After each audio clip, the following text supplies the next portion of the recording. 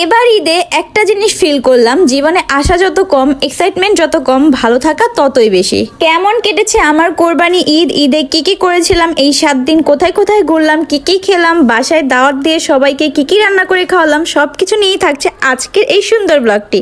আসসালামু আলাইকুম, hello everyone, it's me Mim, welcome to my new blog. দেখতে দেখতে রোজার ঈদ শেষ হয়ে কোরবানি ঈদও কিন্তু একেবারে শেষ হয়ে গেল। সময় কত তাড়াতাড়ি চলে যায় তাই না? প্রতিবারের কোরবানি ঈদের তুলনায় এবারের কোরবানি ঈদটা কিন্তু আমার বেশ ভালো কেটেছিল। ঈদের আগে থেকে আমার ঈদ নিয়ে কোনো ধরনের প্ল্যানিং ছিল না, না কোনো এক্সাইটমেন্ট, না কোনো কিছু আশা করেছিলাম। ধরেই নিয়েছিলাম এবারে ঈদটা তেমন একটা ভালো যাবে না, কিন্তু কথায় আছে না, আশা যত কম ভালো থাকা ততই বেশি। তো আমার সাথেও এমনই হয়েছিল। ইদানিং আমি নিজেকে এমন ভাবে তৈরি করছি যে সবকিছু তো গ্রেটফুল থাকার চেষ্টা করছি, আর ছোট ছোট জিনিসে খুশি থাকার চেষ্টা করছি। আমি কিন্তু একেবারে অল্পতেই খুশি হয়ে যাচ্ছি, আবার অল্পতেই দুঃখ পেয়ে যাচ্ছি, এমন একটা বিষয় হয়েছে ইদানিং আমার সাথে। তো ঈদের দিন কিন্তু আমি অ্যাজ ইউজুয়াল বাসায় থাকি। সারাদিন বাসায় থাকার পর সন্ধ্যের দিকে চলে গিয়েছিলাম আমার বড় খালামণির বাসায়। ঈদে যদি বড় খালামণির বাসায় না যাই তাহলে ঈদ একেবারেই মনে হয় না। প্রতি বছর ঈদেই কিন্তু আমি আমার বড় খালামণির বাসায় যাই। রোজার ঈদেই যাওয়া হয়, কোরবানি ঈদে তেমন যাওয়া হয় না, বাট এবছর কোরবানি ঈদেও গিয়েছিলাম। আর বড় খালামণির বাসায় যেয়ে যদি না খাই তাহলে একেবারে ঈদ ঈদ মনে হয় না। আমার নানা নানি বেঁচে থাকতে সবসময় নানা নানির বাসায় খাওয়া হতো, আর যখন থেকে আমার নানা নানি মারা যায় তখন থেকেই বড় খালামণির বাসায় ঈদে খাওয়া হয়। তো এই জিনিসটা না করলে একেবারে ঈদ ঈদ মনেই হয় না। তো যাই হোক, ঈদের দিন কিন্তু সারাদিন বাসায় থাকার পর বিকেলে চলে যাই বড় খালামণির বাসায়, তারপর খাওয়া দাওয়া করে ওখান থেকে একটু ঘোরাঘুরি করে তারপর বাসায় চলে এসে, আর বাসায় এসে কিন্তু আবারও একটু বাইরে বের হয়েছিলাম। আর বাইরে বের হয়ে যখন দেখি রাস্তাঘাট একেবারে খালি আর নিরিবিলি, তখন ঘুরতে অনেক বেশি ভালো লাগছিল। রাস্তাঘাট এরকম ফাঁকা কিন্তু ঈদ ছাড়া কোনোভাবেই পাওয়া যায় না। কোরবানি ঈদের টাইমেই কিন্তু এরকম রাস্তাঘাট ফাঁকা থাকে, তো ঘুরতে বেশ ভালো লাগে। ঈদের পরের দিন আমি চলে গিয়েছিলাম একটু ঘোরাঘুরি করতে, আমার ফ্রেন্ডদের সাথে দেখা করতে চিজে। তো অনেক দিন ধরে যেহেতু রেস্টুরেন্টে যাচ্ছি না, ভাবলাম যে একটু রেস্টুরেন্টে খাওয়া দাওয়া করে আসি। অনেক দিন ধরে পিজা খাচ্ছিলাম না, তাই পিজাই অর্ডার করে দিয়েছিলাম।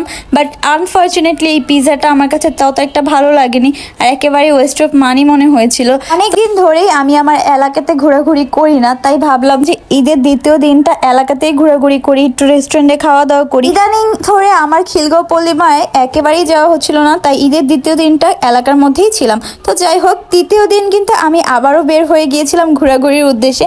অ্যাকচুয়ালি ঘোরাঘুরি না, আজকেও কিন্তু চলে গিয়েছিলাম আমার একটা আপুর বাসায়, আমার কাজিনের বাসায়। আমাকে ঈদের দিন ও অনেকবার যেতে বলেছিল, বাট আমি সময় সুযোগের কারণে যেতে পারি। ঈদের তৃতীয় দিন আবারও আমাকে ফোন দিয়ে বারবার বলতেছিল। আমি ওকে বলেছিলাম যে আমার নেহারি খেতে মন চাচ্ছে, নেহারি রান্না করলে আমাকে খাওয়াতে। তাই আপু আমাকে বারবার ফোন দিয়ে বলছিল যে নেহারি রান্না করেছি, তাড়াতাড়ি আয়।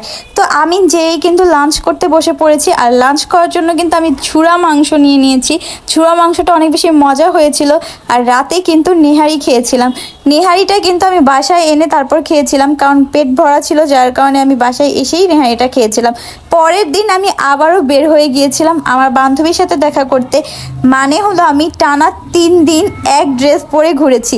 ভাবা যায়, আমার এই ড্রেসটা আমার এত বেশি পছন্দ হয়েছিল যে আমি টানা 3 দিনই এক ড্রেস পরেই বের হয়েছি। আমি আরও 2টা ড্রেস নিয়েছিলাম, বাট আমি ওগুলো পরেই নাই। আমি ঈদের মধ্যে এই একটা ড্রেসই 3 দিন পরেছিলাম। যাই হোক, বান্ধবীর সাথে দেখা করতে আবারও চিজে চলে আসি। আমার বান্ধবীর বার্থডে ছিল, তো ও আমাকে বার্থডে ট্রিট দেওয়ার জন্যই এসেছিল। প্রথমে আমরা পিজা বার্গে গিয়েছিলাম, বাট পিজা বার্গে আমি বার্গার খেতে চেয়েছিলাম, বাট ওই বার্গারটা আনফর্চুনেটলি ওই দিন ছিল না, যার কারণে খেতে পাইনি। তো আমার চিজে আসার একেবারেই ইচ্ছা ছিল না। আমার বান্ধবী বলতেছিল যে তুই ওই দিন যেই পিজাটা খেয়েছিলি সেটা মজা না, বাট আমি আজকে যেই 2টা পিজা তোকে খাওয়াবো এটা অনেক বেশি মজা। তো আমি ওকে বলতেছিলাম আমি খাবো না, তুই খা, বাট মজা না হলে আমি একেবারেই খাবো না।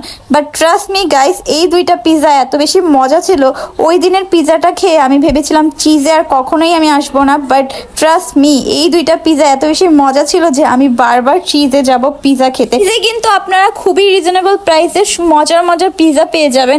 স্পেশালি লিকুইড গোল্ড এই পিজাটা মাস্ট ট্রাই করবেন। যারা কিনা চিজ লাভার তাদের কাছে অনেক বেশি ভালো লাগবে। এই পিজাটা আমি আপনাদেরকে ডেফিনেটলি রেকমেন্ডেড করব, এই পিজাটা মাস্ট ট্রাই করবেন। তো যাই হোক, পিজা খাওয়া শেষে চলে গিয়েছিলাম ব্রাউনিস ক্রিয়েশনে কেক খাওয়ার জন্য।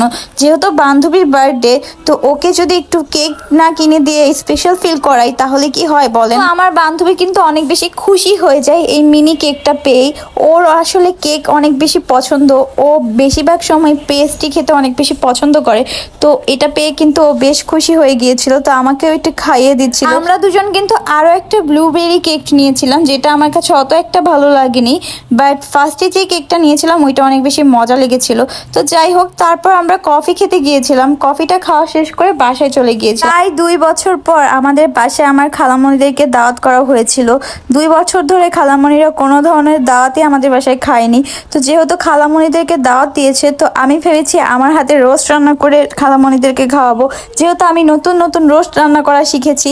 এর আগেও আমি কয়েকবার রান্না করেছিলাম, তো এইবার আমি আমার খালামণিদের জন্য রোস্ট রান্না করেছিলাম। তারপর ডিমের কোরমা, চিকেন টিক্কা, তারপর আরো অনেক কিছুই কিন্তু ছিল, খিচুড়ি, পোলাও, গরুর মাংস, সব কিছুই কিন্তু ছিল। আর যেটা স্পেশাল ছিল সেটা হলো ভর্তা। আমাদের বাসায় দাওয়াত মানেই কিন্তু ভর্তাও থাকবে, ভর্তা কিন্তু আমরা অনেক বেশি পছন্দ করি। তো যাই হোক, আমার খালামণিদের সাথে কিন্তু আমার বোনরাও এসেছিল। এদিন আমার বাসায় সবাই ছিল, বাট একজন মিসিং ছিল, সে হলো মলি, যে কিনা ইটালিতে থাকে, জানেন আপনারা অনেকেই। তো ওকে অনেক বেশি মিস করতেছিলাম। বাকি সবাই, সব বোনরা, খালামণিরা সবাই কিন্তু ছিল আমার বাসায়। তো যাই হোক, ওই দিন কিন্তু বেশ মজা করেছিলাম আমরা। দেখতেই পারতেছেন যে এই পিচ্ছিটা কিন্তু আমার ভাতিজি লাগে, মানে ভাইয়ের মেয়ে, খালাতো ভাইয়ের মেয়ে। তো ওর আম্মু যখন আমার খালাতো বোনের মেয়েকে কোলে নিয়েছিল, তো অনেক বেশি জেলাস হচ্ছিল। তো বাবুদের মধ্যে এই জেলাসি দেখতে কিন্তু অনেক বেশি ভালো লাগছিল। আর ওরা দুইজন কিন্তু অনেক কিউট, সবাই ওদের জন্য দোয়া করবেন। তো এখানে কিন্তু সবাই খাওয়া দাওয়া করতেছিল, আমি আবার সবাইকে একটু ভিডিও করতেছিলাম। এখানে কিন্তু সব বাচ্চা পার্টিগুলো ছিল। তো এখানে আমার ভাই, তারপর হলো খালারা, সবাই ছিল। তো সবাই কিন্তু এখানে খাওয়া দাওয়া করতেছিল, আর বাচ্চারা কিন্তু দুষ্টামি করতেছিল। তো এই যে দেখতেই পারতেছেন, আমিও কিন্তু খেতে বসে পড়েছি। ওই দিন অনেক বেশি কাজ করেছিলাম আমি, তারপর অনেক বেশি ক্ষুধা লেগে গিয়েছিল। তো সবাই মিলে একসাথে খেয়ে নিলাম। তারপর খালামণি মিষ্টি এনেছিল, আর অনেক কিছু এনেছিল। যাই হোক, ওভারঅল সব মিলিয়ে এবারের ঈদটা কিন্তু আমার বেশ ভালো কেটেছিল। এবারে ঈদে কিন্তু আমার কোনো ধরনের এক্সাইটমেন্ট ছিল না, বাট কয়েক বছরের কোরবানি ঈদের তুলনায় এবারের কোরবানি ঈদটা কিন্তু আলহামদুলিল্লাহ আমার ভালো কেটেছিল। ঘোরাঘুরি করেছি, ফ্যামিলির সাথে টাইম স্পেন্ড করেছি, এবং প্রিয় মানুষদের সাথে সময় কাটিয়েছি।